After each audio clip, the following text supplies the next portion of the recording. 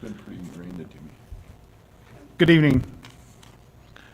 July the 10th, 2024, 7 p.m., Churchill County Planning Commission meeting. I'll call the meeting to order. Time is 7 p.m. First item on agenda 2, Pledge of Allegiance. Jeff, go and lead in the pledge. I pledge allegiance to the flag of the United States of America and to the republic for which it stands, one nation, under God, indivisible, with liberty and justice for all.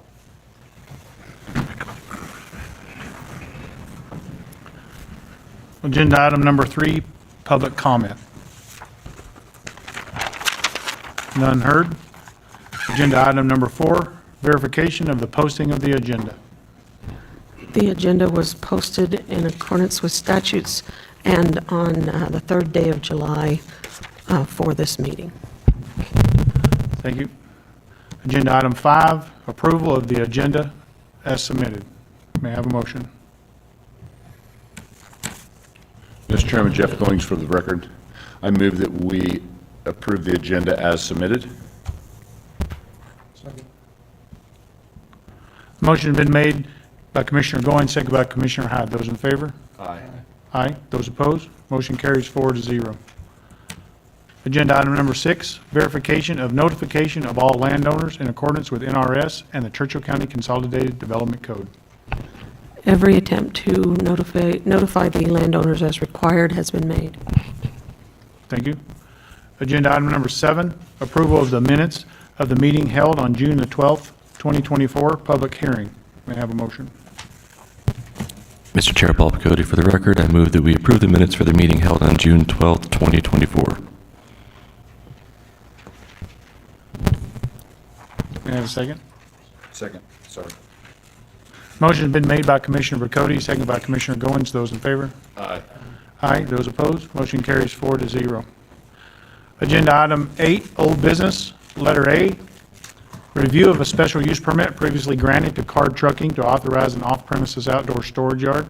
The property is located at 2555 Beasley Drive. Assessor's parcel number 007-17162. One of the conditions of the approval was the annual review. Is there anyone here to speak on behalf of this application? No one present. Director Hines, do you have comments? Yeah, thank you, Mr. Chair.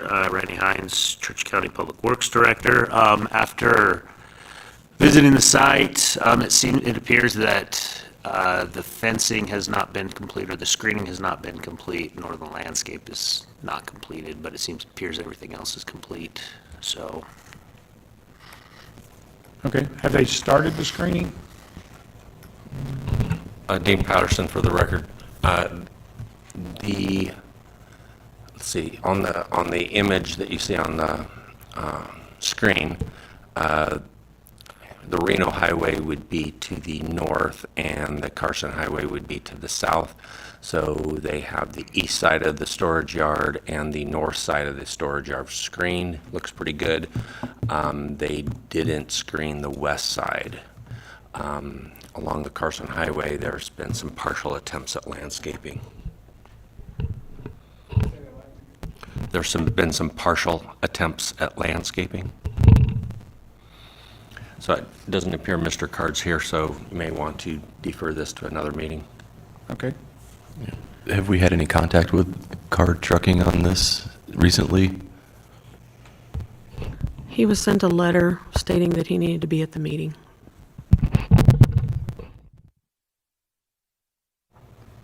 If he's had no contact, then I recommend that we table the motion for 30 days and send him a new letter, maybe reach out to him by phone to see if he can attend the next meeting.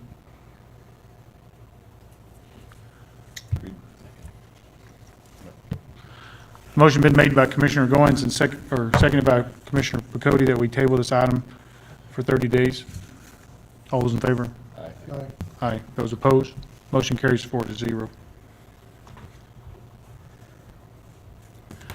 Agenda item 8, old business, letter B, review of special use permit previously granted to Bench Creek Ranch Company, LLC, for crop processing facility. The property is located at 12417 Fitz Lane. Assessor's parcel number 009-07140. Is there anyone here to speak on behalf? Please push the red microphone button on there, state your name and address for the record, bring the microphone close to you. Yeah, my name is Paul Plouvier, and I'm the manager, the owner of Bench Creek Ranch. All right, thank you. Director Hines, or, Yes, Randy Hines, Church County Public Works Director. In talking with Nick Hammond, everything seems to be complete on this project, minus the landscape, and we'll let Paul discuss the I guess, conflict with the landscape or problem with the landscape, so. okay, Yeah, we did almost everything except the landscaping. We even did handicap parking, and we cannot plant tree because we need the open space to go around with a truck. In the middle, there is 3 Nevada Energy electrical posts, and we need to keep the space open. And also the second reason is if we plant tree, we have to water them, and there is 12 times the amount of boron in the water, the normal amount of boron in the water, and no tree will survive. We might put some at the entrance, some shrub, who, according to the agricultural department, they might survive, but the rest is not possible. okay, thank you. Does the commission have any questions or discussion? Mike, Jeff Goings for the record, I'm sorry, I didn't quite get that.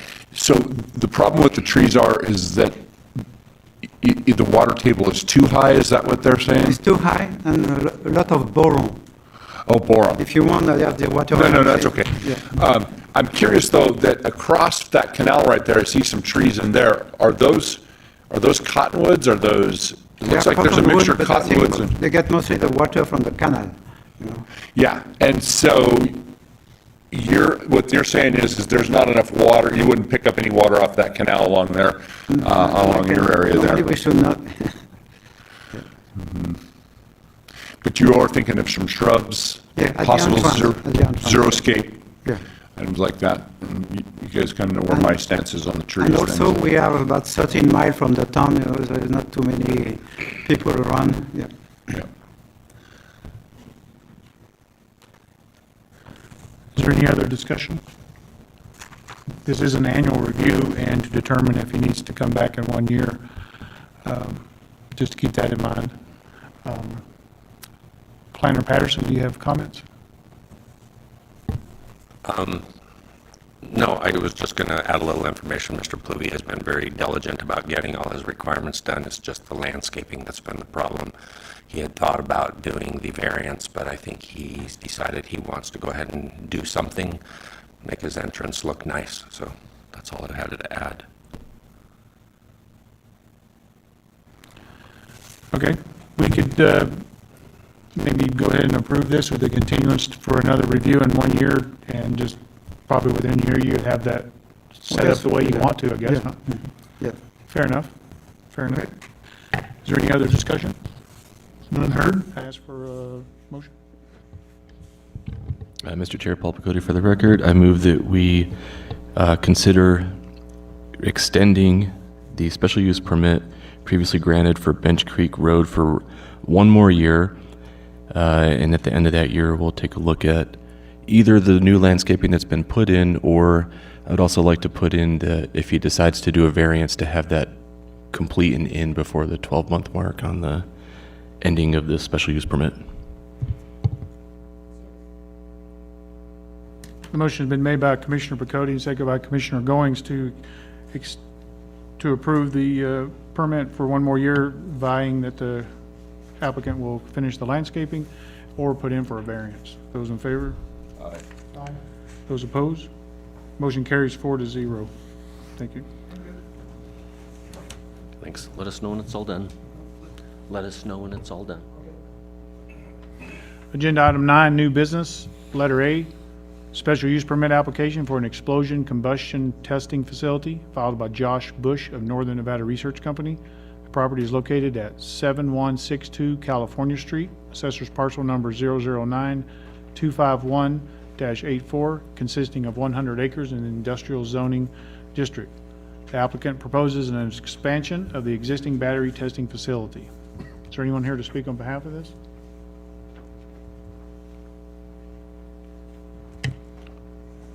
And just touch the red microphone button there, pull the microphone, and state your name and business address for the record. Good evening. My name is Joshua Bush, and I am the site manager for Northern Nevada Research. I'm Rebecca Bernier with Westex Consulting. I'm the civil engineer. Thank you.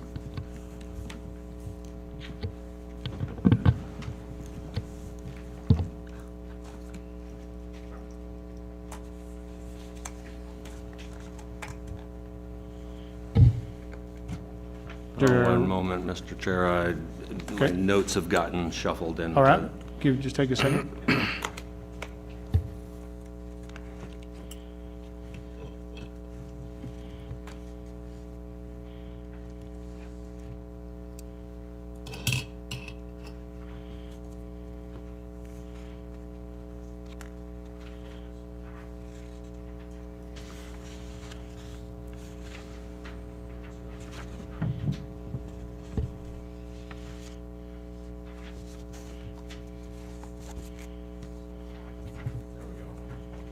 Planner Patterson, please. Sorry about that. So, as indicated, this is Northern Nevada Research. It's a subsidiary for the Tesla company. They do stress tests on batteries for the parent company to push them to their limits and learn what causes them to fail. When failure happens, it can result in fire or explosion. So the county reviews this as an explosion combustion testing facility. This NNRC facility was started in 2012, and they've expanded continually since then, either earlier without permits and more recently with the required special use permits. This history is described in detail in the staff report. Of special note is that they received a special use permit about 2.5 years ago. However, there are requirements in that permit that have still not been completed yet. The applicant has been postponing this current SUP application on the recommendation of some of the planning commissioners to give them more time to get their previous requirements done. And so this has been on the agenda and then postponed like 2 or 3 months. They indicate that much progress has been made, and Mr. Bush will have a chance to talk about the progress. Some items are done and some are almost done. The main hang-up is the well. To give a project summary, the applicant is requesting a special use permit to expand the facility. Diane, can you put up the site plan? Thank you. So, let's see if I can get this to work. Uh-oh, it's giving me buzzes. Oh. No, it's not going to do it. All right, so there's 2 testing areas, the north square and the south square. The expansion area is on the east side. There'll be a new, west side. There'll be a new concrete area and a new testing building. It's L-shaped. Right now, they have a berm, which you can see on this plan, runs along the west side. Right now, it's along the west side of the main square, which is right around here. They're going to be realigning the berm, doing a lot of excavation to create a flat space and rerouting the drainage facilities around the addition. They'll also be realigning the fencing around the addition. On the north side of that testing area is the solar panels here. They'll be expanding those as well as the fencing for them. There is a, come on, There's a cell tower in this location that's being proposed. It's actually already built in the existing test site. Come on. Well, whoops. What happened? Did you do that, Diane? No. Oh, okay, sorry.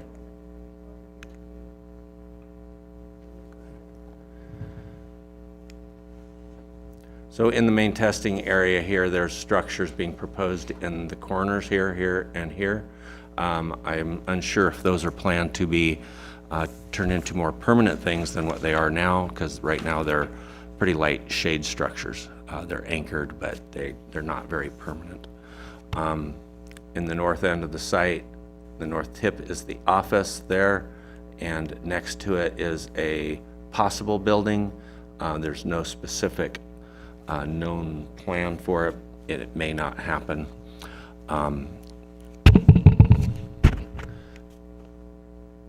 The storage, the stormwater storage pond is here.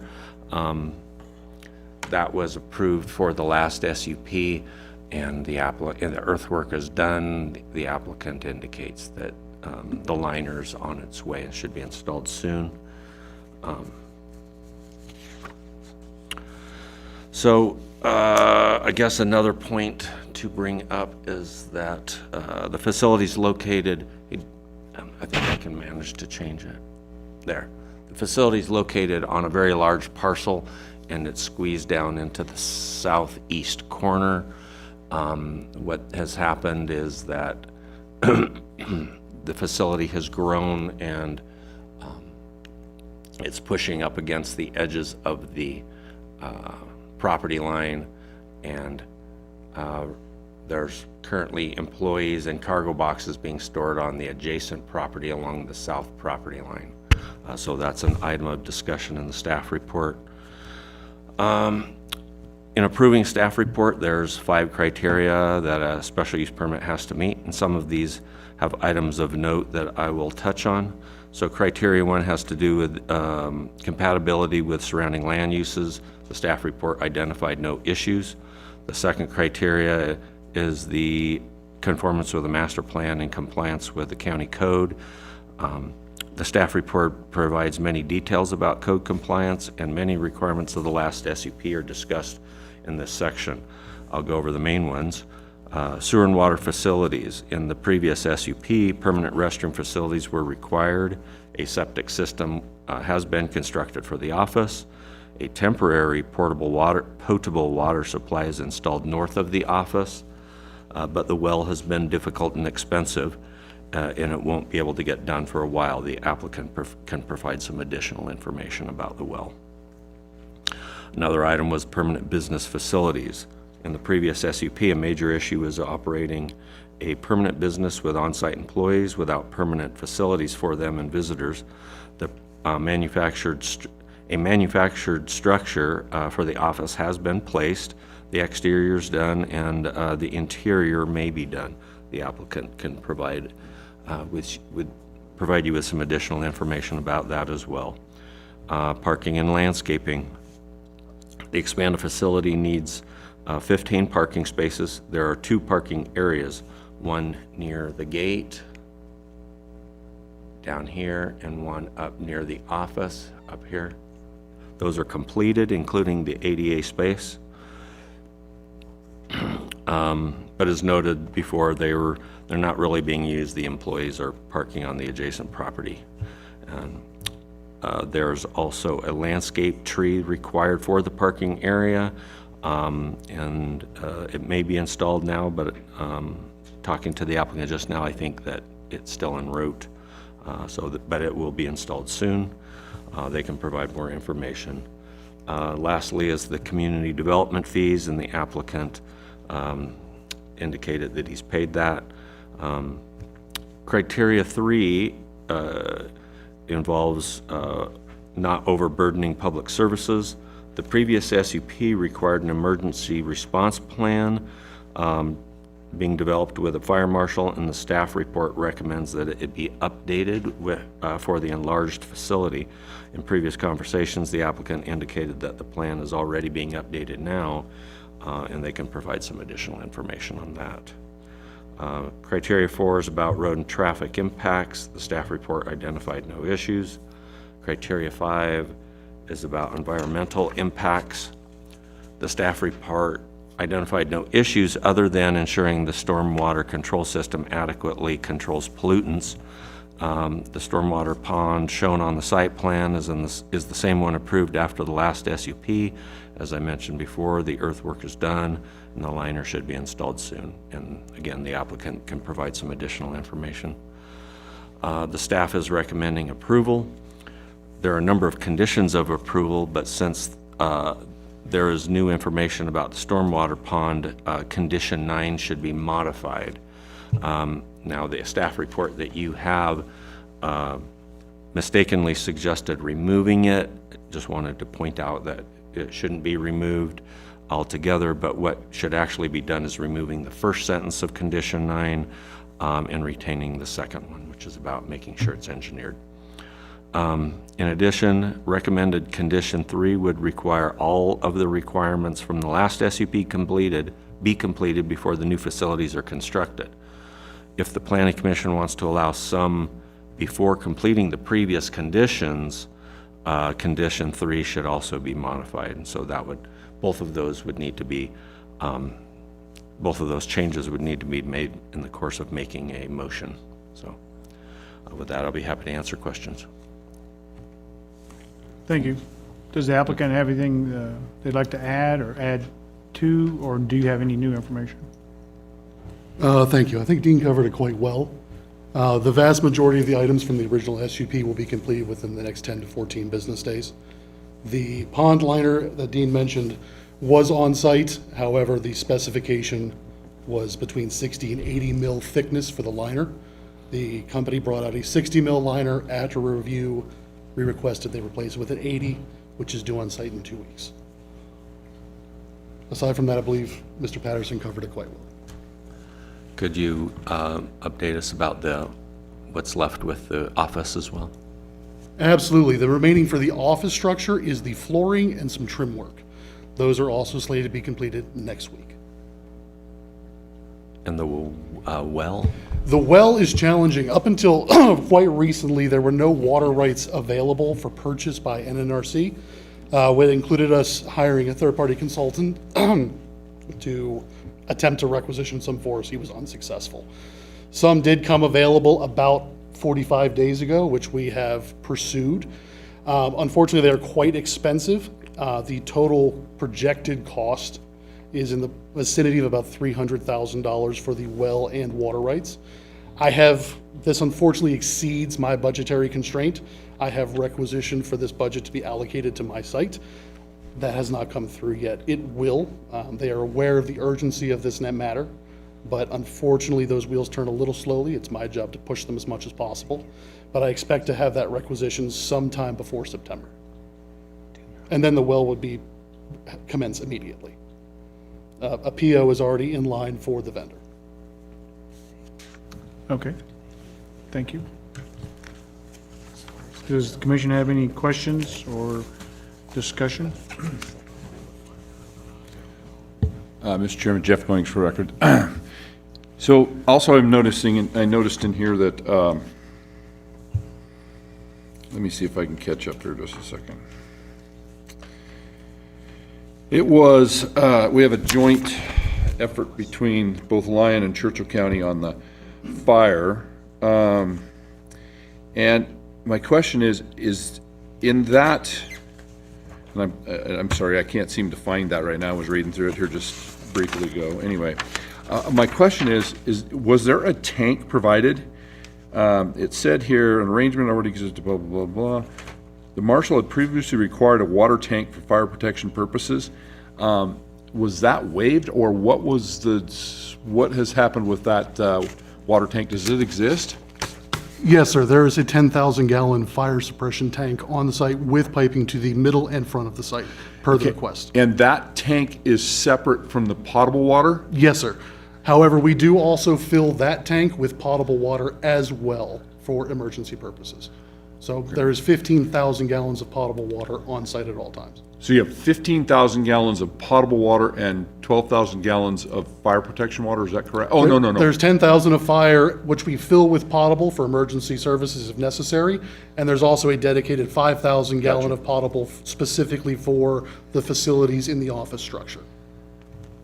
Okay, perfect, thank you.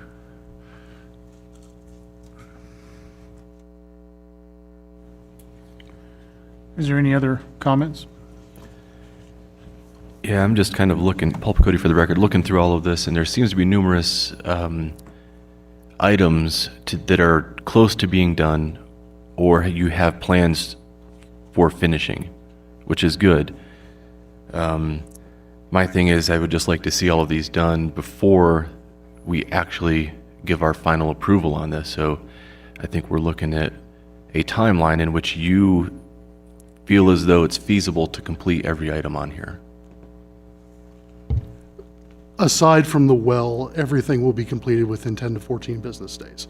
We understand that these are not complete at this time, and we understand if you wish to postpone until your August 10th meeting when they are completed. I understand that 100%. Obviously, from our perspective, we would love to get started on some of the planning phase where we can work with this fine crew over here to get some of that ball rolling ahead of time, just from a planning and get their valuable input on best practices ahead of time. We completely understand if you would prefer if we complete all of these items. Again, the caveat being the specific for the well. That will be the one that is the most challenging to complete in a timely fashion, simply due to the fact that we didn't even have access to water up until about 45 days ago. Our initial request was to make that particular section applicable to the second SUP so that we can do those in tandem with a goal of having that completed sometime in end of or middle of Q4. And I think in discussion over this, that we had kind of come to the conclusion, we like what you're putting together here. Maybe what we need to do is, instead of having people come back and forth and meeting and back and forth again, it is a stipulation that before you can continue on with your building of your new expansion, that these requirements be met, and that Randy and Dean here are aware, and everybody here, Lorelei, are well aware of all of the completions before we start again. I'm thinking that might be a better route instead of having to show back up and every 60 days or so to let us know what's going on. No, absolutely. That would be perfectly acceptable, and I would expect nothing less. We would definitely not want to continue until we close the prior chapter that has been dragging on for some time, and I appreciate the patience of all of you for that. As long as we make that as a condition, I think that would be a way to let them move forward and start the planning stage to get started, because we all know that takes a long time, and we all know about the length it takes to get a well established. Is there any other discussion? Yeah, Mr. Chair, Dean Patterson for the record. Just to clarify, is the thought to approve this now subject to not being able to do any new facilities until the previous requirements were met, except they can move forward without the well, or not? No, in my opinion, I think we need to have all of these cleared up. Okay. He wanted time to start getting in planning stage. He's expecting September for his well to be started. That should give him plenty of time in planning to start getting everything organized here, but I don't think we should be moving forward until the well is in place. We're adding more expansion and still don't have the well in place, so. That was my thought. I'm not sure if that's the same as everybody else's, but that was my thought at this point. I think he can start with the logistics part of the new, but not really, no kind of construction or anything until we can get that in place the way the planning department wishes it to be. Do you have any objection to any of that? No, Randy Hines for the record. I just want to make sure that we're not constructing anything until, that's my concern, right? Because you guys are out in the middle of nowhere. We don't see you guys. So I just want to make sure that if we're postponing it till later, we're not out there constructing, so. I am aware of some of the sins of the past, and that was the entire and sole purpose for me being brought on board. There will be no construction. We will be permitting things correctly under my watch. Thank you. Mr. Hyde? Yeah, Mr. Chairman, Mark Hyde for the record. It seems like our conditions pave that road already. Like if we approve this, condition to these conditions that are put down here, it says that no facilities proposed may be permitted or constructed until A, B, C, D are done. Is there something I'm missing? It seems like these conditions, if we approve this, you say, well, we approve this SUP based on these conditions, and the conditions are that no construction can be done until these things are met. That's correct, Mr. Chairman. Those are the conditions, proposed conditions from the planning department. If adopted, it would set forth those requirements. Right. So I'm just, I don't know why we have to make that more complicated. I guess another question I have is on the property line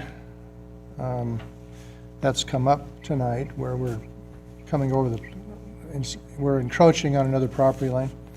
What's being done? How are we handling that? So as of tomorrow, the front property line will be clear of all employee vehicles and containers. They will be parking within the confines of the site. For the proposed site plan, we are working on a re-engineering of that front berm to bring it within our property line, and in lieu of that, also pursuing a potential easement. Both of those will obviously be presented to the Planning Commission. Okay, thank you. Mr. Bush, Dean Patterson for the record.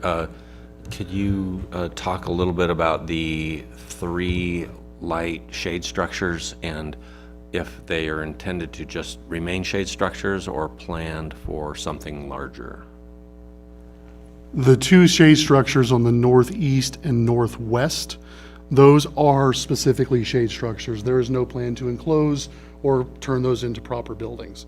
The one in the southern middle portion of the site is a potential future expansion that would indeed be a building, yes. That is specifically designed to lessen our use of Connex containers. Provide more conditioned workspace for our crew, as they really appreciate after this week.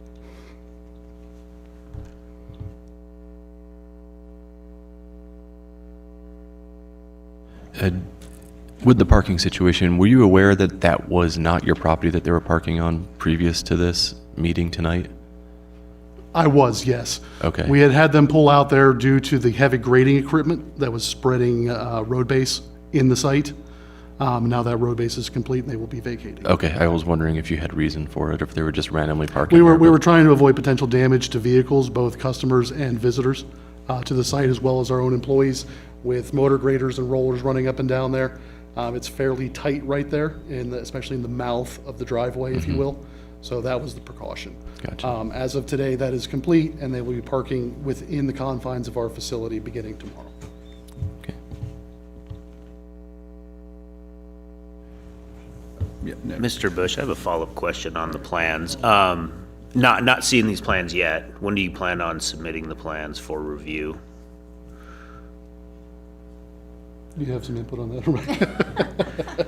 Shortly, assuming that, Yeah, I mean, because they made a good point. I mean, we're grading off your guys' property, understanding you're gonna fix that, but there's also a lot of side hill that's coming onto the property that doesn't seem like we're doing anything for that water coming off the side of that hill. So there's some modification to those plans on the north end as well. The water coming off the hill does not go into that pond. We need to keep the pond just for the containment area. So there's some modifications happening there as well. But I just want to make sure, I mean, like I said, if you guys plan on being in September, I guess being done in September, right? If we don't have the plans, we still got to get them reviewed and everything, so it'll just be, okay. I just haven't seen the plans yet, so I'm not sure. Just looking at them, it looks like there's some other areas that need to be complete, so.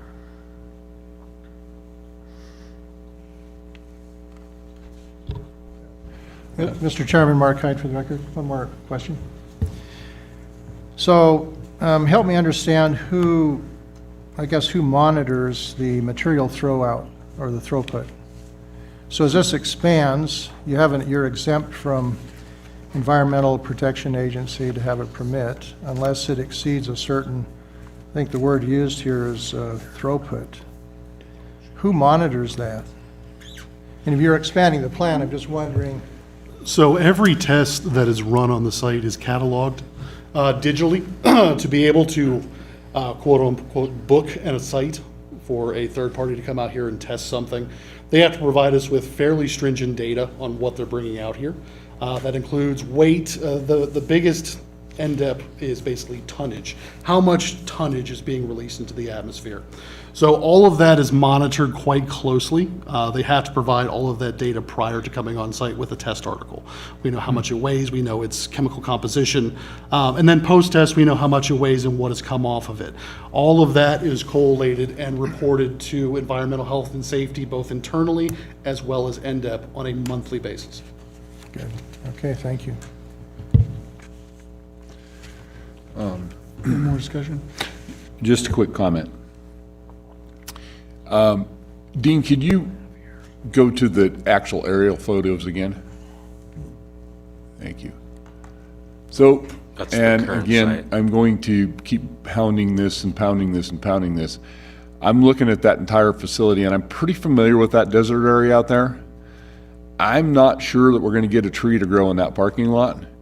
I hate for them to have to come back here and try to get a waiver on that landscaping on that tree, but I truly, honestly, am really worried that we're gonna have a bunch of sticks sticking up around that are never gonna grow. And I just do not see, I would rather see a shade structure there than a tree or something, or some other type of, so in my opinion, I think we need to waive that that number 3C, as far as the tree goes.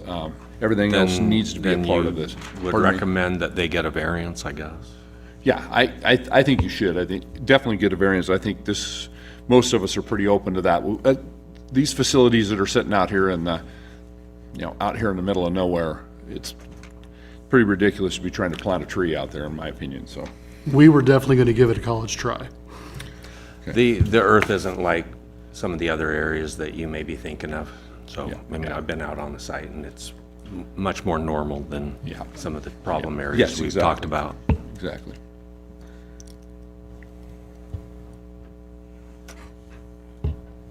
I would just suggest that a variance to remove that condition, which is required by the county code, isn't in front of the commission today, so it can be something for your information, but it can't be waived today.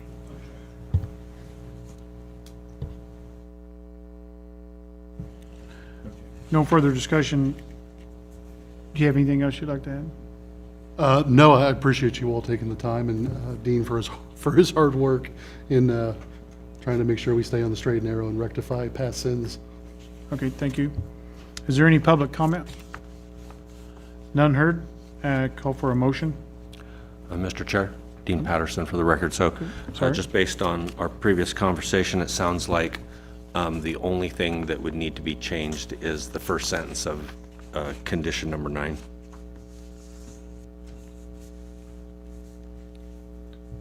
You could delete that first sentence. Will that be something we want to take care of in the motion? Well, just whoever makes the motion, it'll just say it based on the conditions presented with exception to condition number 9, the first sentence. Call for a motion. Mr. Chairman. Jeff Goings for the record. Based on the information provided in the application and the staff report in here tonight, I move to find the criteria found in CCC 16.08.080H have been met and therefore approve the special use permit for Northern Nevada Research Company to expand an explosion combustion testing facility on APN 009251-84. The approval is subject to conditions as listed in the staff report. Also noting condition of approval number 9 for the pond the first sentence will be removed as one of the requirements. Motion been made by Commissioner Goins, second by Commissioner Hyde. Those in favor? Aye. Aye. Those opposed? Motion carries 4-0. There's a 10-day appeal period on the application approved, and the Planning Commission, they will contact you at the end of that time. Thank you very much. Thank you.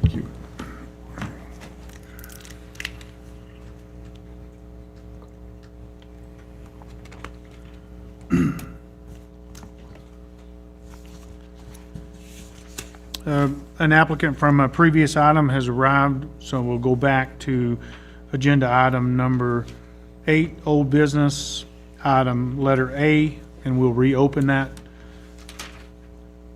Be a review of a special use permit previously granted to Card Trucking to authorize an off-premises outdoor storage yard. The property is located at 2555 Beasley Drive.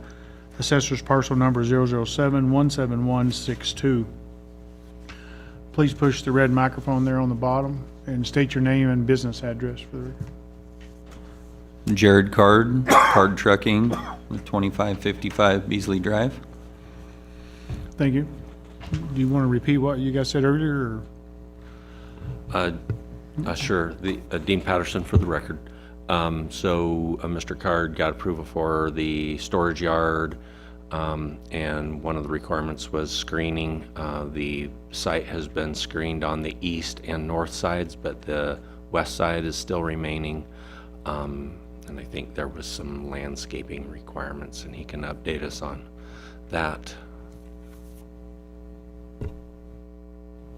Mr. Card, can you speak to any of the items that may not be completed at this time?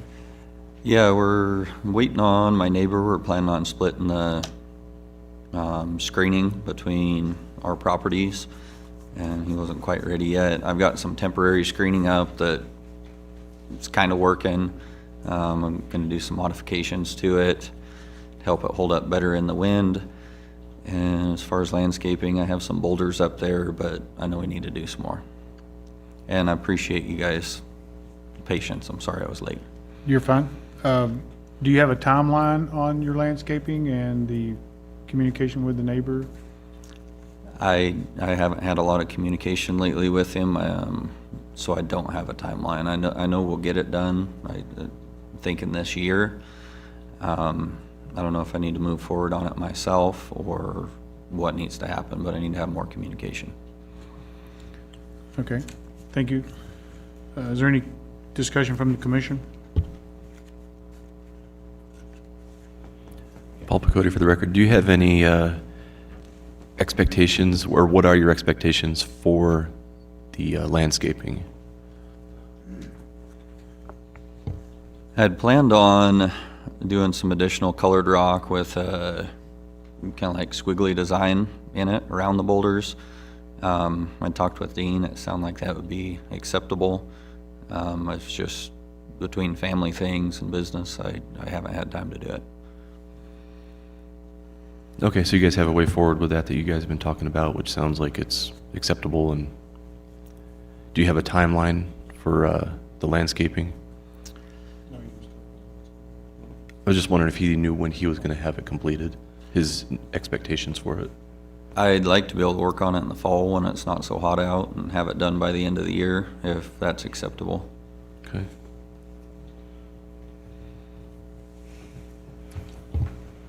Good.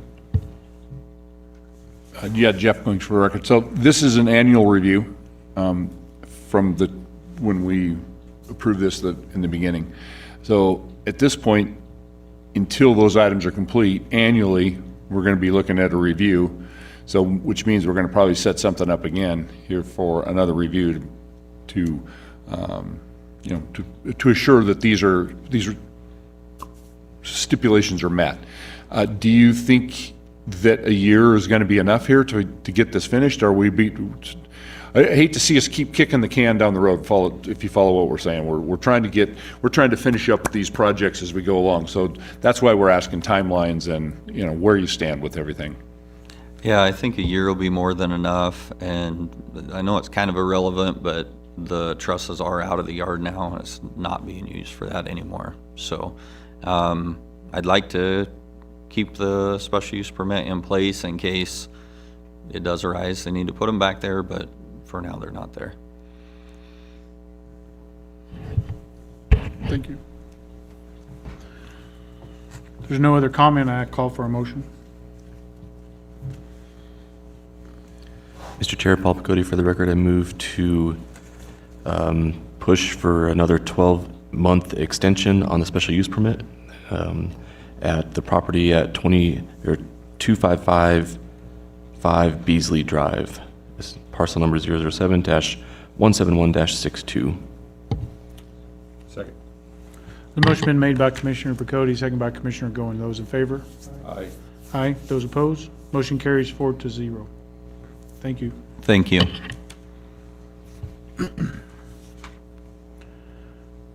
Agenda item 9, new business, letter B, special use permit application for Phase 1 of Sierra Solar Renewable Energy Facility, accompanied by requests for multiple communications towers, filed by Christine Apacan of Nevada Energy. The properties are located on Sage Hen Creek Road, north of Interstate 80, Nightingale exit.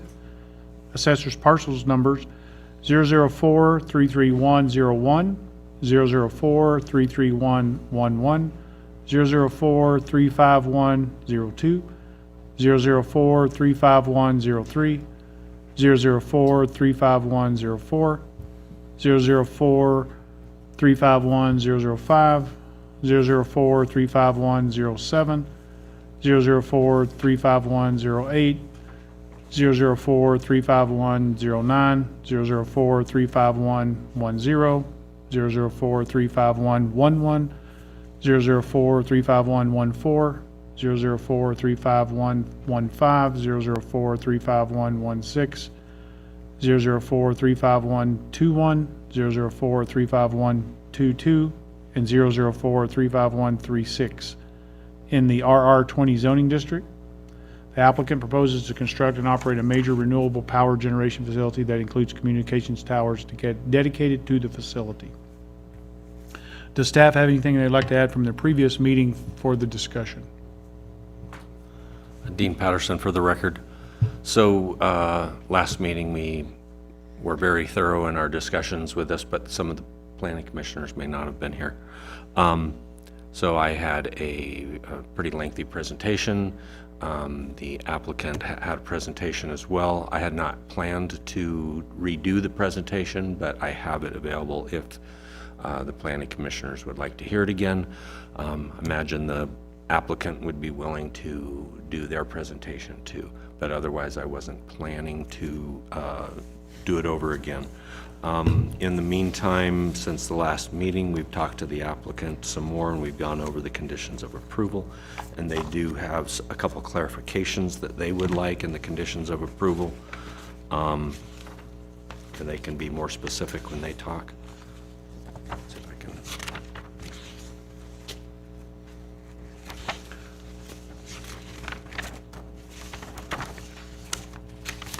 Oh, there it is. So condition 3E, we had a discussion about this is the closure decommissioning plan and bond, and it was determined that since they're a public utility, the second sentence of 3E, which is requiring the bond, could be removed. And in condition 9, there's some recommended alternative language for condition 9, although this was made by staff, and so there may be some discussion to modify it some more, but basically reading, and this is written in the blue shaded area before the conditions of approval, so you'll find it in the staff report, and it reads, proposed facility should not be constructed within 60 feet of the center line of roads to be abandoned until the abandonment replacement roads have been completed and the abandonment is recorded. And that replaces a requirement about not doing construction on a property until the roads have been, the replacement roads are done. So I'd be happy to answer questions about either of those two. Okay, as we make that motion, and should they decide, or should we decide to approve it, do we want the person making the motion just to read that whole note that's in gray to include it, and then just say also to include the conditions? Yeah, I think that would work. And, of course, you know, if we come up with different wording for condition 9, it would be slightly different. Okay. Does the applicant wish to add anything from their previous presentation or discussion, which is not required? Christina Pekian with NV Energy, 7155 South Lindell Road in Las Vegas, Nevada. The only other item that I'd like to address today would be the signage. We proposed a sign right there, you can see that. It's approximately 35 square feet in surface area, about 9 feet in height, and that would be a sign that we have at the entrance of the O&M building that we have proposed in our current plans. I think that's the one thing that we didn't discuss in our previous meeting. And just for clarification, they had proposed having a sign, they just hadn't proposed the specifics. And so just as a reminder, because this is a remote zoning district, any signage of substance needs to be approved by the Planning Commission.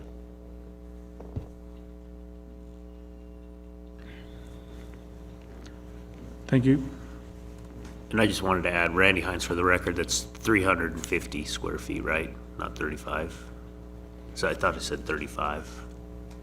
35 square feet in surface area, just for the sign itself. Oh, So it's, Yeah. it's 10 by 3.5. 35. thank you. Yep. You agree with that? Yep. So that sign falls within our parameters, nothing special, right? Okay. Is there any other discussion concerning this matter? I can't remember if Mark, or was it Olive? You were here last time? Was it Paul? Do you have any additional questions or concerns that you'd like to address?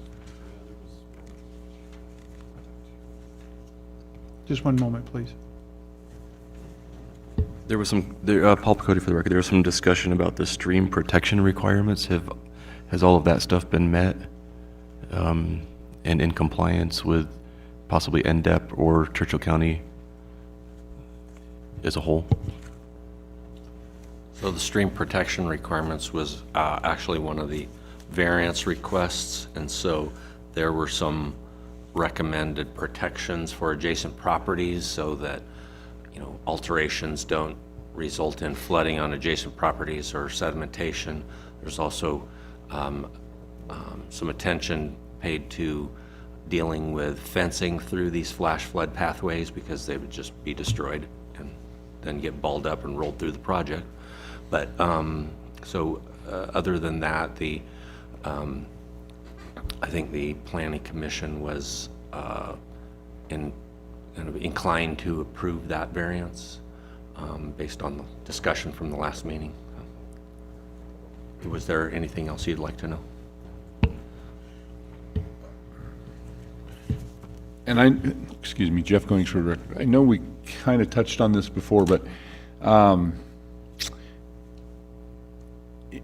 are we going to include, these variances need to be in their own separate motion, am I right on that, Joe? So, Yes. okay, so we're going to start with the application, and then variances from setbacks, variances from REF coloration, variances from landscaping, all of that are going to come in separate motions, correct? That's correct. This is items B and C on the agenda. My recommendation is that since they're being discussed together now, that when public comment is sought, we ask for public comment as to either B or C. I expect you'll make motions simultaneously.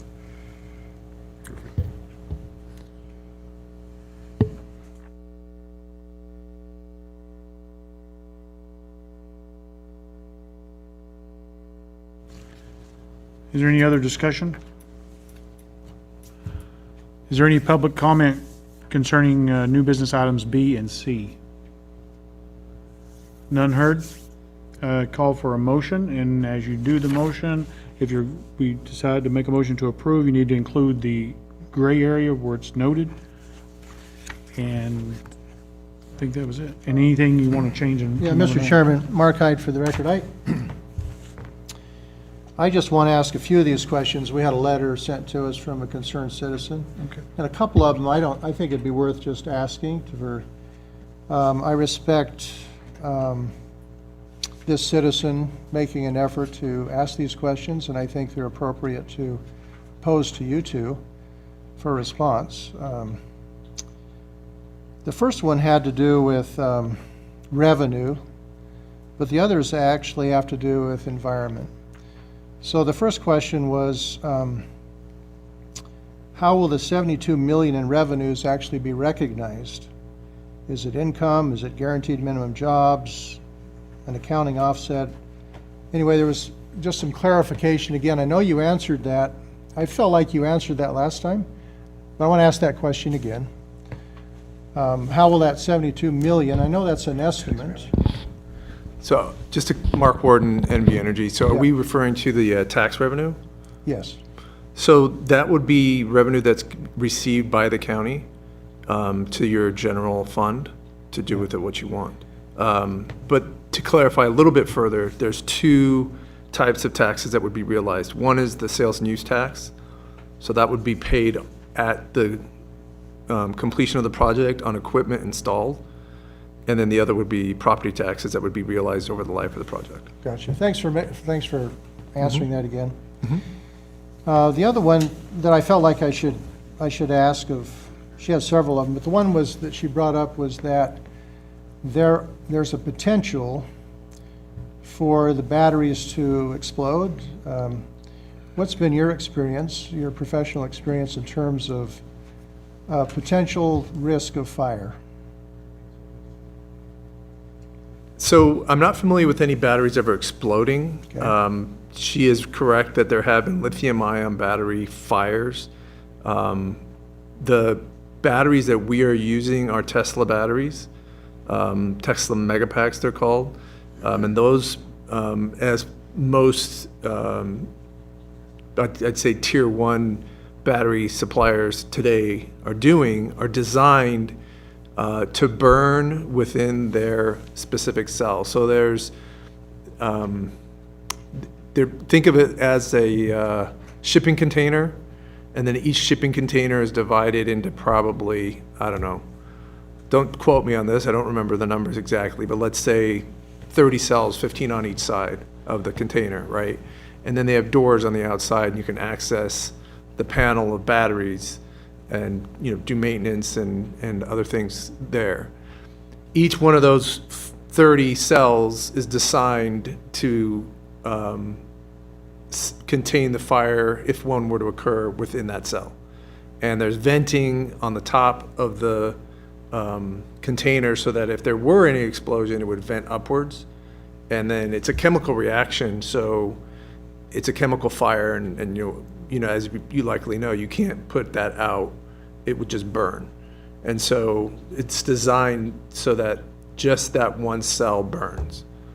And so I think actually here in your county, Tesla tests these, is doing burn tests at a facility. But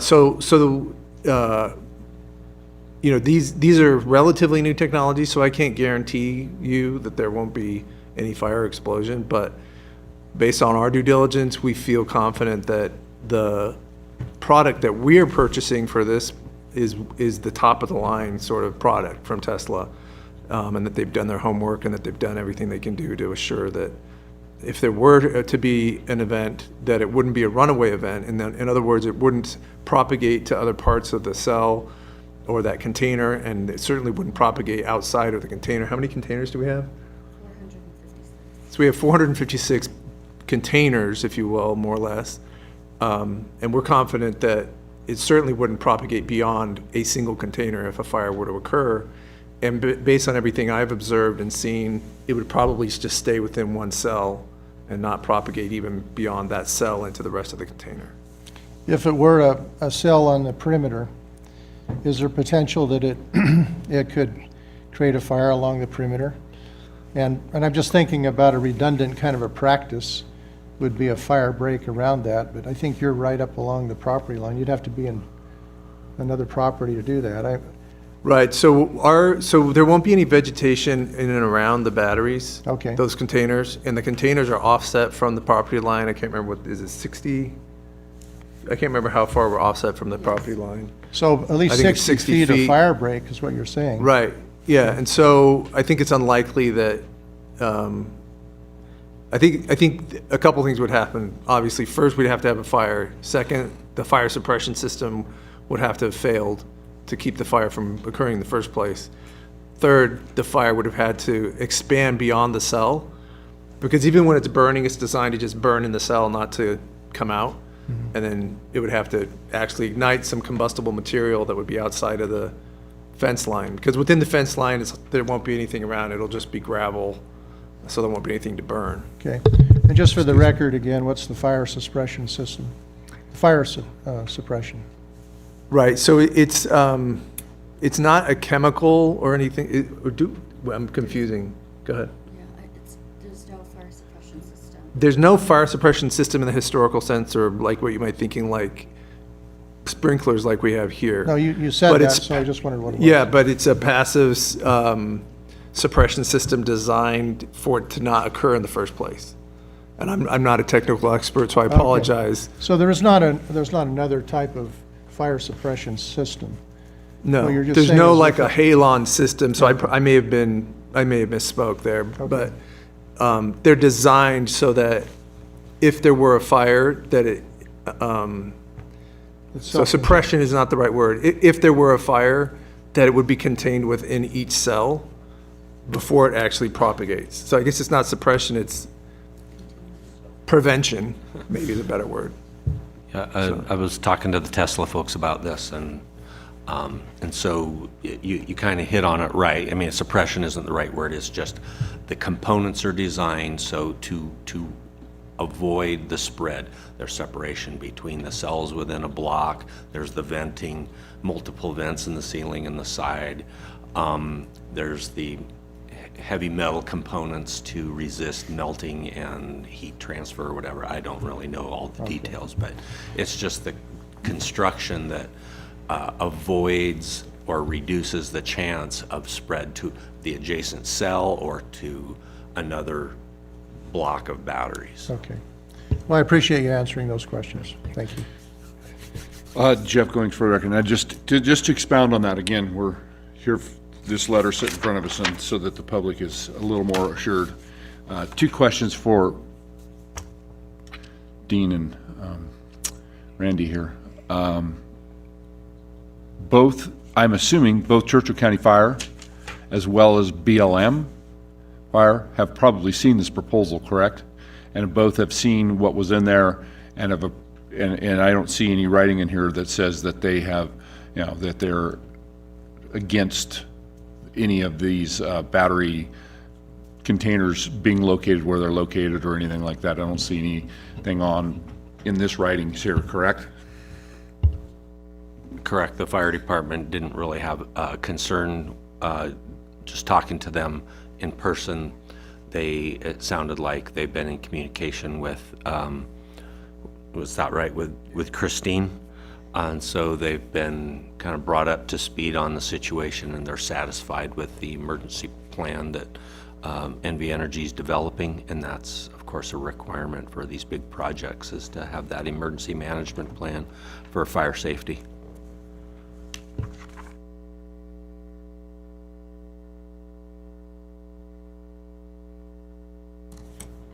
Is there any other discussion or comments?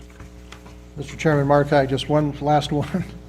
And that was, we talked about this last time, like what happens at the end of the project in terms of putting everything back the way it was. And you made the comment, well, this is kind of untested. We don't know how long this will last. This could be, but still in my mind, I thought we probably should have some kind of plan in place of decommissioning this project.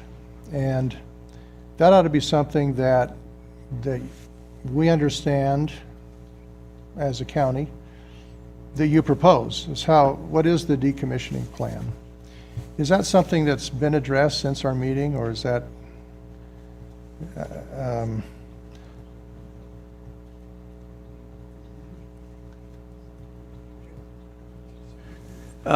Yeah, so as we talked about, I think before, we're using First Solar panels for this project. And First Solar is a US-based company out of Ohio. And they use a different technology than most panels that are manufactured in the world, actually. So there's thin film, which is what First Solar does, and then there's polysilicon panels, which is the rest of the world, rest of the manufacturers. So First Solar is actually, that I'm aware of, the only major solar manufacturer that has its own in-house recycling program. So our intention would be to, when the panels reach the end of their useful life, that they then be recycled. The useful life is difficult to say, right? Because the technology is continually evolving. We are installing Series 7 panels, which is their latest and best technology. And so those have not even ever been deployed in the field for any period of time. So it's difficult to know. So they think, you know, that when I first started doing this, they said 25 years. Then they started saying, well, now, nope, we think they're going to last 30 years. And then they said, well, no, we think they're going to last maybe even 45 years. So it's difficult to say how long they'll last. But once they're done, the intention, I think, would be to repurpose those, to recycle them. I can't tell you today what we would then do with the site. It's so far in the future. Who knows what the technology will be then, right? I mean, maybe solar is still a great technology and we'll want to put new panels up. Maybe there's some alternative technology that's better, small nuclear reactors or horizontally opposed green hydrogen pumps. Like, I just don't know what the technology will be, but the intention would be to recycle the materials that can be recycled and then responsibly dispose of the rest of the equipment. Yeah, I think what we're talking about, the intent here is to have some type of plan so that we don't have some scarification, right? Or something that's left there that we regret that we didn't have some kind of a plan to decommission this. Right. Now, whatever language or verbiage we need to come up with so that we all kind of agree that although we don't know exactly what the future is going to look like, we can have a plan that Nevada Energy actually has full intention of making sure that when this is not useful, that we restore this back to the way it was before.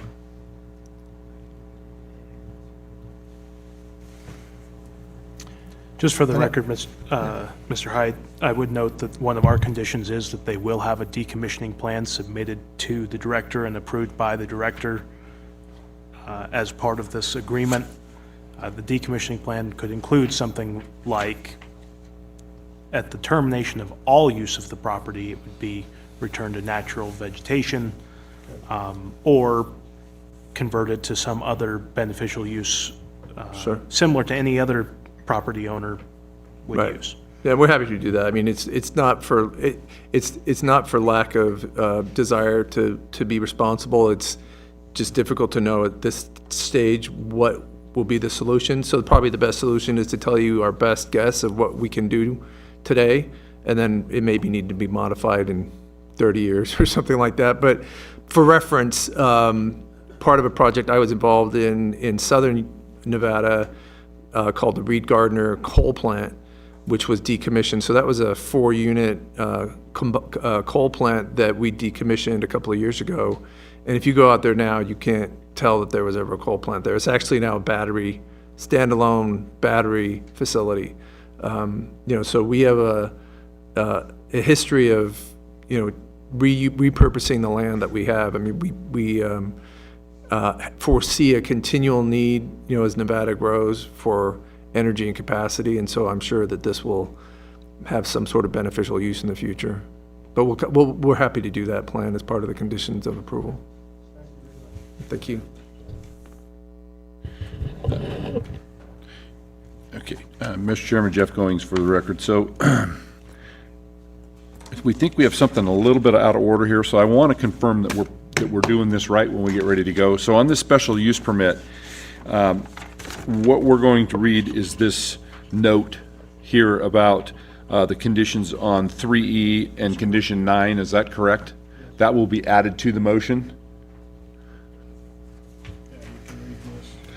Let's see, If that's the for commission's variance. desire, it would be the special use permit conditions are what are being modified by the note, specifically the removal of the bond requirement from section 3E.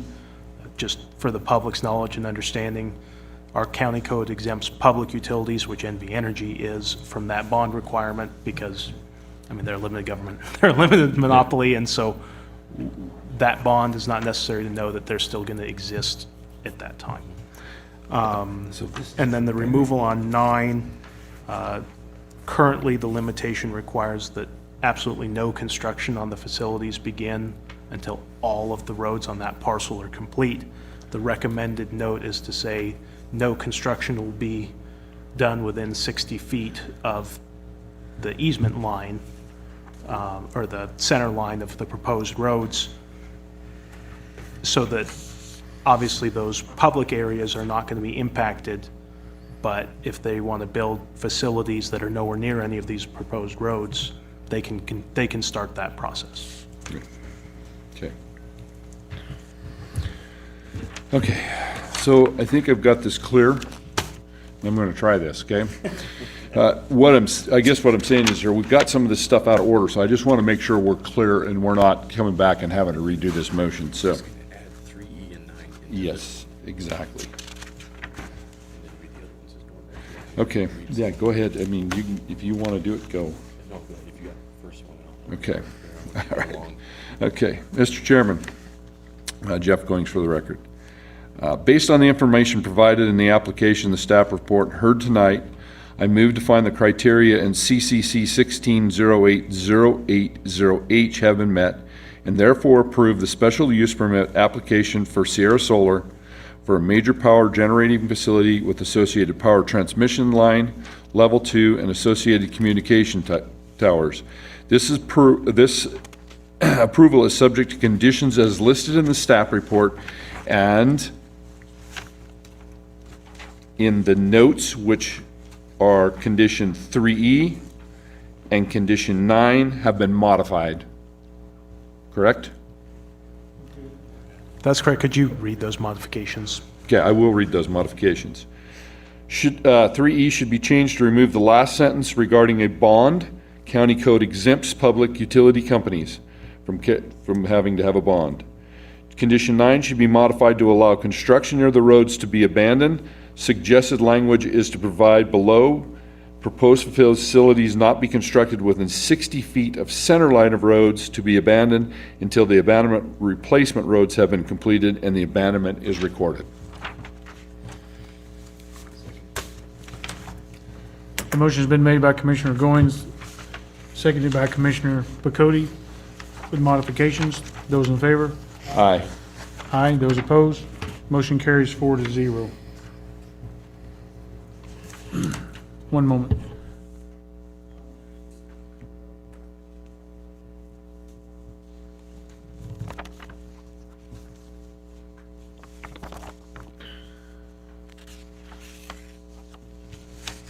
We'll call now for a motion for the setback variance. Mr. Chair, Paul Bocote for the record. Based on the information provided in the application and the staff report and heard tonight, I move to find that the criteria found in Churchill County Code 16.08.09F have been met and therefore approve the variance for the front and rear setback requirements for the Sierra Solar Renewable Energy Facility located several properties north of the I-80 Nightingale interchange. This approval is subject to conditions as listed in the staff report. Motion for the setback variance has been made by Commissioner Bocote, second by Commissioner Goins. Those in favor? Aye. Aye. Those opposed? Motion carries 4-0. I now call for a motion for the landscaping variance. Mr. Chair, Paul Bocote for the record. Based on the information provided in the application and the staff report and heard tonight, I move to find the criteria found in Churchill County Code 16.08.09F have been met and therefore approve the variance for the landscaping requirements for Sierra Solar Renewable Energy Facility located on several properties north of the I-80 Nightingale interchange. This approval is subject to conditions as listed in the staff report. Second. Motion been made by Commissioner Bocote, seconded by Commissioner Goins for landscape variance. Those in favor? Aye. Aye. Those opposed? Motion carries 4-0. Now call for a motion for the colorization variance. Yeah, Mr. Chairman, Mark Hyde for the record. Based on the information provided in the application and the staff report and heard tonight, I move to find that the criteria found in Churchill County Code 16.08.090F have been met, and therefore approve the variance from the REF coloration requirements for the Sierra Solar Renewable Energy Facility located on several properties north of I-80 Nightingale interchange. And this approval is subject to conditions as listed in the staff report. Motion been made by Commissioner Hyde, seconded by Commissioner Goins for the colorization variance. Those in favor? Aye. Aye. Those opposed? Motion carries 4-0. I now call for a motion for the stream protection variance.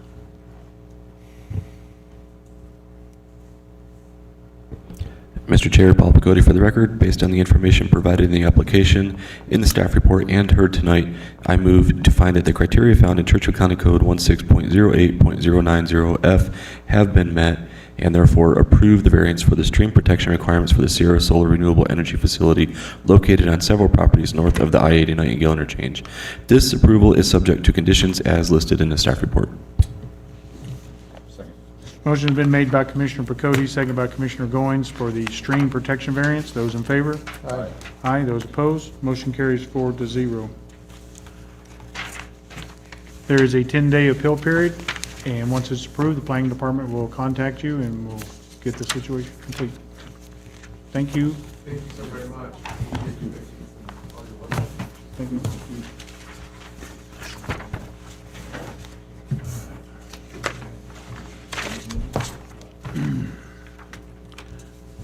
Agenda item 10, master plan update that I forgot about. Dean Patterson for the record. So we've had a lot of things going on. This includes trying to get our Citizen Serve digital tracking digital permit tracking system up and running. We have a move planned for the department over to the new building. We have a lot of interest in code amendments of various sorts, and so because of that, I don't know that we'll be undertaking a master plan update this year. If things change in maybe the fall, then maybe we can kind of start talking about it again, but there's just too much to do that we can't really be working on the master plan with all this other stuff going on. Thank you. I understand. Does any of the commission have comment, questions about that? Okay. I did have one question. Is there a timeline for the master plan that we're supposed to meet that we're not, or is it still out a couple years for review? There's no actual state requirement to do a master plan update. The common practice is 5 years, and that's what we have been doing for the last many years. So it's been our own standard that we've been meeting. There's some jurisdictions that have never done a master plan update on their original master plan. And so while we would like to do it every 5 years, if it pushes off a year, I think it'll be okay, and we kind of don't really have much of a choice here. Randy Hines for the record. To follow up with that, we will work on a schedule and present some back to you guys at the next meeting.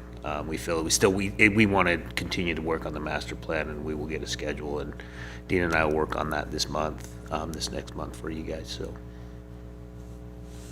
Thank you. I think it's important, and that would be a good way to solve that problem. Any other discussion?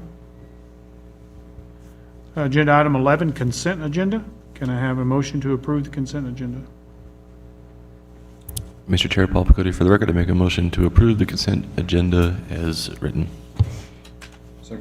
Motion has been made by Commissioner Cody, second by Commissioner Goins. Those in favor? Aye. Aye. Those opposed? Motion carries 4-0. Agenda item 12, public comment. Is there any public comment? Since None heard? there's no other spot for me to talk, I'm going to go ahead and talk here. Please do. You've been talking all night. That's right, I don't get to hear myself talk enough. That's what everybody tells me. So at our next meeting, we'll be bringing a couple of items before the board, specifically the proposed language on code amendments for the temporary use permit updates. And then also there's some amendments to the bylaws for your consideration.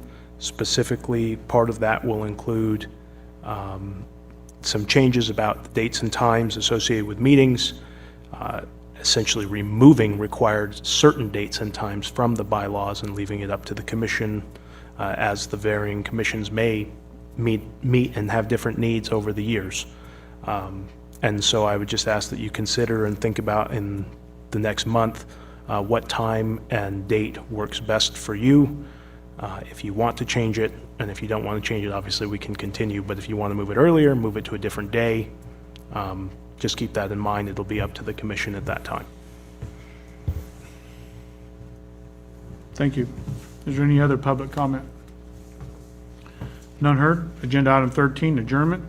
This meeting is adjourned at 8:21 PM. Hey, Joe. Okay, so